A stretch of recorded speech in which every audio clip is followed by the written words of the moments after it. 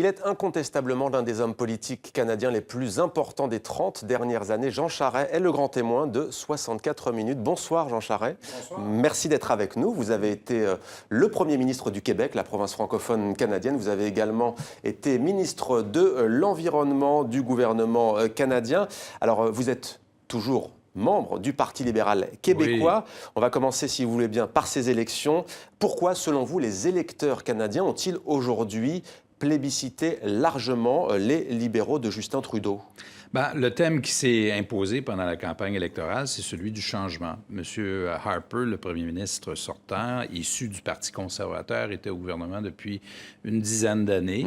La campagne électorale a été plus longue que d'habitude, mais le thème qui s'est finalement imposé, c'est celui du changement. Les gens ont décidé qu'ils voulaient le départ de M. Harper et M. Trudeau. Des trois candidats qui se présentaient dans la course s'est imposé comme étant l'alternative. Donc, une surprise, parce qu'on n'attendait pas un gouvernement majoritaire, on attendait plutôt un gouvernement minoritaire, libéral, c'est ce que les sondeurs nous annonçaient. Et là, M. Trudeau, il a une forte majorité, un mandat très fort. Vous l'avez eu au téléphone hier. Oui. Que vous êtes-vous dit au juste? D'abord, il était, je pense, sincèrement ému du mandat qui lui est confié. Il est jeune, il a un mandat de changement pour la population aussi. Alors, à mon avis, ce sera vraiment un changement d'air au Canada en termes d'exécution de mandat. Je pense qu'il est très sensible au fait que la population lui fait confiance dans un contexte où on voulait en partie se débarrasser d'un gouvernement, on voulait le remplacer. Alors, je m'attends à ce qu'il gouverne au centre. Je ne m'attends pas à un gouvernement qui soit aux extrêmes, mais plutôt assez rassembleur. Pragmatique. Très pragmatique et au centre. Alors, la campagne a été longue, c'est l'une des plus longues, peut-être même la plus longue de l'histoire du pays, 78 jours très précisément. Oui. Et il y a un sujet, un thème qui a polarisé les débats. Ce sont encore une fois les questions identitaires, notamment la question du port du voile. De quoi est-ce le symptôme, selon vous, Jean Charest? C'est un symptôme de ce que vous vivez ici en France, ailleurs dans le monde, c'est-à-dire les enjeux identitaires sont devenus des enjeux très sensibles. Oui. Alors, pendant la campagne électorale, il y a eu chez nous une histoire d'une femme qui voulait se faire assermenter citoyenne canadienne en portant le niqab. Et donc, la loi ne l'interdit pas. C'est donc devenu une question, un sujet pendant la campagne électorale. Et le premier ministre sortant a été très ferme là-dessus en disant « Nous, on veut l'interdire ». Les deux autres, ils ont dit « Attention, sur les questions d'identité, nous sommes un pays d'immigration, nous, au Canada. Il faut respecter les droits des citoyens. Il faut éviter d'être dans l'absolutisme et, au contraire, respecter les droits des gens ».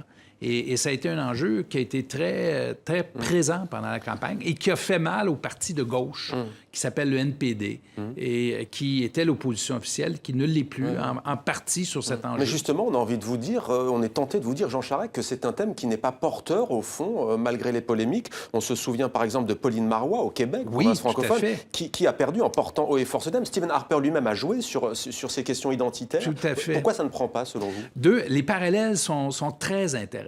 D'abord parce que le Québec et le Canada, c'est un pays d'immigration et les gens se méfient de ce réflexe d'intolérance. De cette crispation. Alors, il y a un sentiment très fort d'opposition à cette volonté, si vous voulez, de s'enfermer dans une religion ou le dogmatisme. Et en même temps, les gens se méfient des politiciens qui sont tentés d'utiliser cet enjeu-là comme outil électoral. Alors, c'est ce qui est arrivé dans le cas de Mme Marois. Les Québécois, à la fin, ont dit « finalement, on se méfie un peu de vous. » Et dans le cas de M. Harper, ça a joué contre lui, finalement. Sur la fin de la campagne, les gens ont dit « Non, on ne vous suit plus là-dessus. » Alors, avant d'aller sur des dossiers plus économiques, peut-être d'abord une question et quelques mots sur le Bloc québécois. 10 sièges, c'est mieux, mais ce n'est pas non plus une nette victoire, notamment pour Gilles Duceppe, qui d'ailleurs n'est pas élu. Est-ce, selon vous, la fin du courant souverainiste québécois? Mais là, pas du tout. Le mouvement souverainiste au Québec disparaîtra pas. Il y aura toujours des souverainistes au Québec, quoique le mouvement souverainiste s'est essoufflé. Et à la campagne électorale de 2011, la grande histoire de la campagne, c'était la presque disparition. Ils étaient réduits à 4 sièges, ils sont revenus à 10 sièges, ils sont donc toujours présents, moins fort, et en partie parce qu'ils ont perdu leur repère. Le mouvement séparatiste au Québec avait comme repère des frustrations, des griefs du passé qui, depuis ce temps-là, se sont résorbés. Résorbés. Puis là, on vit dans un environnement mondialisé qui change beaucoup le débat.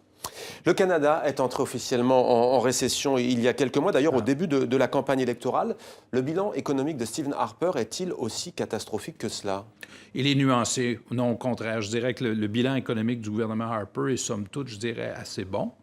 Surtout si on compare la performance du Canada avec les autres pays pendant la crise financière et économique de 2008 jusqu'à aujourd'hui. Là où le Canada se démarque, c'est que nous sommes devenus plus dépendants des revenus du pétrole depuis les 10 dernières années.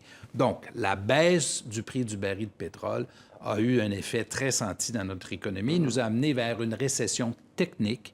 Et là-dessus, l'économie canadienne en a ressenti les effets. Maintenant, nous sommes voisins des Américains, nous, tributaires de leur économie. L'économie américaine reprend de la vigueur, donc l'économie canadienne reprendra également avec l'économie américaine. Alors, pour que tous nos téléspectateurs francophones comprennent bien qu'ils nous regardent d'Afrique, de Belgique, de Suisse, mais aussi chez vous, même s'ils connaissent beaucoup mieux la situation politique chez vous, on va être très précis. Le Parti libéral québécois n'est pas le même parti que celui qui est vainqueur aujourd'hui. Vous êtes tous les deux, disons, des partis centristes. Vous êtes aujourd'hui cités pour succéder à la tête du Parti conservateur, à Stephen Harper, qui a quitté la tête du Parti conservateur. Dites-nous en plus. Je suis issu, moi, des rangs de ce qu'on appelait les progressistes conservateurs, élu pour la première fois en 1984. J'ai été le chef du parti lorsqu'il a été défait en 1993 jusqu'en 1998.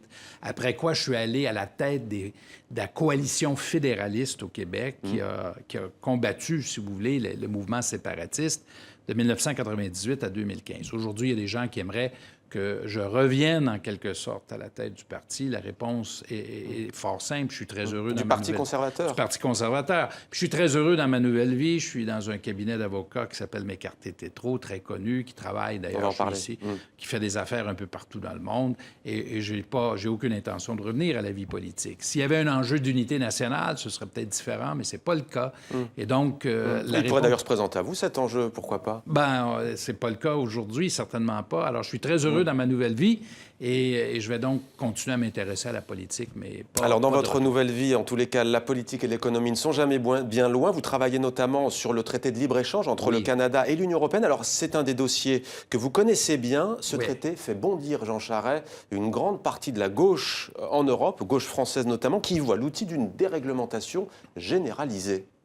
Et là, je pense qu'il faut être très prudent dans la façon d'aborder cette entente. C'est une entente qui va être très bénéfique à la fois à l'Europe et au Canada. La France a joué un rôle très important de leadership dans la mise en œuvre et ça nous permet de consolider nos liens et ça fait du Québec la porte d'entrée de l'Europe. Alors, cette entente, à notre avis, à nous, doit être ratifiée le plus rapidement possible parce qu'il y aura des gains formidables à faire des deux côtés de l'Atlantique. Et je pense que ça doit être un des priorités du nouveau gouvernement libéral de Justin Trudeau. Ça et les questions d'environnement. Mais que peuvent-ils gagner concrètement les Européens? Le Québec, on l'a compris. Un accès au marché nord-américain. En signant une entente avec le Canada devient la porte d'entrée des Amériques, incluant le marché des États-Unis et du Mexique pour les entreprises européennes. Deuxièmement, les entreprises européennes auront accès à nos marchés publics qui représentent un potentiel de plusieurs milliards de dollars. Puis la troisième chose que je soulignerais, c'est la mobilité de la main-d'œuvre, où il y a une entente spécifique entre le Québec et la France, qui est la plus avancée au monde et qui permet assez facilement, si on le veut, à des Français de venir s'établir au Québec et au Canada. La COP21, Jean Charest, approche à grands pas. C'est cette grande conférence mondiale organisée par l'ONU à Paris au mois de décembre prochain. Ce sera d'ailleurs, on l'entendait tout à l'heure, l'un des grands événements pour le nouveau Premier ministre du Canada, Justin Trudeau. Le Canada a fait de l'exploitation du pétrole, des sables bitumineux, la pierre angulaire de son économie. La presse canadienne que je lisais récemment qualifie le Canada de cancre en la matière. Sur les questions d'environnement, le gouvernement de M. Harper était faible.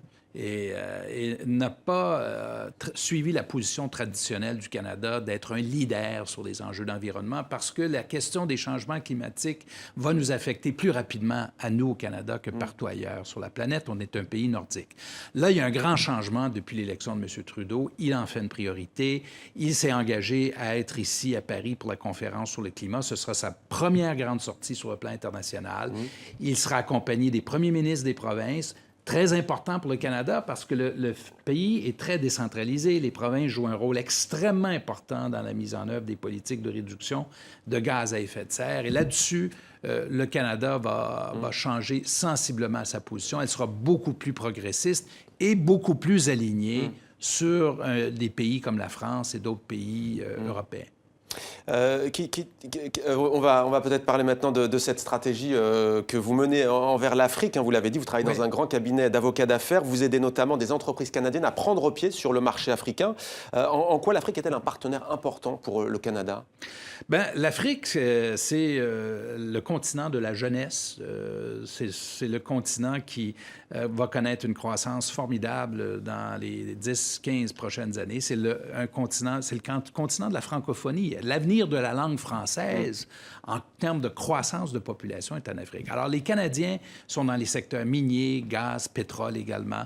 Nous avons des expertises et nous avons, une occasion exceptionnelle de seconder l'Afrique dans son développement. Vous avez d'ailleurs une théorie, si je puis dire, de développement de ses relations avec l'Afrique. Vous voulez faire du Québec, vous parlez d'une porte d'entrée pour l'Europe, vous voulez en faire une rampe de lancement, expliquez-nous. Oui, une rampe de lancement, en quelque sorte, pour les entreprises canadiennes, québécoises, qui veulent aller, en quelque sorte, en Afrique et vice-versa. S'il y a des investissements qui viennent à la fois de l'Europe ou de l'Afrique, nous, on est piste d'atterrissage. Qu'est-ce que vous pouvez apporter à l'Afrique, le Québec et le Canada dans son ensemble? Nous, dans le domaine de l'éducation, par exemple, dans le domaine de la formation, les technologies de l'environnement, les technologies d'information, le Québec est une société puis une économie comme le Canada qui est en pointe. Le Canada, c'est une économie du savoir. C'est une économie de ressources naturelles. On est béni, on a à la fois des ressources naturelles, mais nous avons également des spécialités qui sont très connues. Je pense que dans le domaine de l'éducation, pour vous donner un exemple, il y a sans doute des occasions formidables de collaboration qui sont à l'avantage de l'Afrique et à l'avantage du Canada et du Québec. Vous venez de parler de francophonie. Est-ce qu'avec l'arrivée au pouvoir de Justin Trudeau, ce sera mieux pour la francophonie que ça ne l'était sous Stephen Harper? Bien, M. Harper était bon pour la francophonie. Il a soutenu financièrement la francophonie. Par exemple, à nos yeux, à nous, Québécois, Canadiens, vous savez, le plus grand succès de la francophonie, c'est TV5. TV5 Monde. À nos yeux, à nous, là, c'est un succès formidable. Nous adorons TV5. Et le gouvernement Harper était assez bon en appui à la francophonie. C'est une Canadienne qui est maintenant secrétaire générale de l'Organisation internationale, Michaëlle Jean. Et donc, le gouvernement Trudeau, j'ai aucun doute là-dessus, sera également en appui. C'est un consensus chez nous. Ce n'est pas un sujet de discorde de la francophonie. Jean Charest, merci d'avoir répondu à nos questions. Je rappelle que vous avez été le Premier ministre du Québec et le ministre du gouvernement fédéral canadien en charge de l'environnement. Merci à vous. Merci, M. Cassis.